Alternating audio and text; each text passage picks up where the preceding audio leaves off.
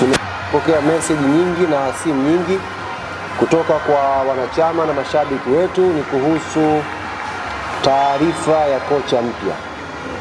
Wakati tunatoa taarifa ya kuvunja mkataba na kocha Romain Folz, tuliongeza vitu viwili kwenye taarifa. Taarifa ya kwanza tulisema timu katika kipindi hiki itakuwa chini ya assistant wetu Patrick Mabedi, na taarifa ya pili tukaainisha kwamba mchakato wa kumtafuta kocha mkuu unaendelea. Maswali yamekuja, mchakato umefikia wapi, na kama kocha mpya akija, huyo mkuu atakuwepo kwenye bench kwa maana ya Jumamosi pale Benjamin Mkapa? Hayo ni maswali ambayo wamekuwa wakiniuliza wanachama na mashabiki wa Young Africans Sports Club.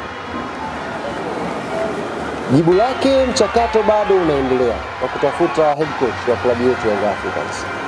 Na kwa taarifa rasmi kutoka kwa kamati yetu tendaji ambayo inasimamia huo mchakato, ndani ya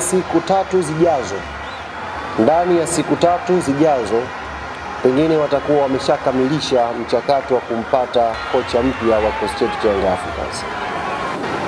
Kwa maana hiyo, mchezo wa siku ya Jumamosi utaongozwa na caretaker wetu assistant coach Patrick Mabedi.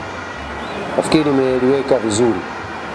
Mchakato huu unaendelea na ndani ya siku 3 zijazo kwa majaliwa ya Mwenyezi Mungu mchakato unaweza kukamilika, tukawa tumeshampata kocha wetu. CV zimetumwa nyingi sana.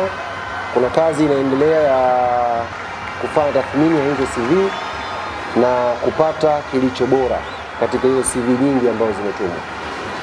Lakini mchezo wa Jumamosi, kwa maana ya maandalizi ambayo yameanza leo mpaka kufikia siku ya Jumamosi, timu yetu itakuwa chini ya kocha msaidizi ambaye ndiye caretaker hapa kwa wiki hii, mwalimu wetu Patrick Mabedi.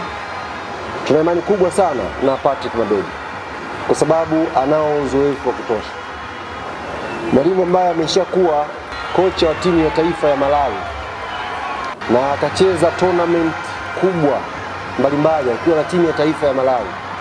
Tunaamini anaweza kuishi katika pressure hii, anaweza kukiongoza kikosi chetu, anaweza kutengeneza silaha za kutosha tukaenda kupata matokeo mazuri siku ya Jumamosi na Young Africans itaqualify kwenda hatua ya makundi inshallah.